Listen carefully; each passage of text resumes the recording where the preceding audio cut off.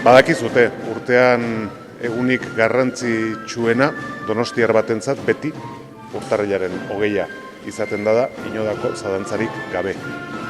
Pentsatzen dut ilusioz beterik egongo zerate da egun horretan jaiaz modu berezian gozatzeko aukera izango dezutelako.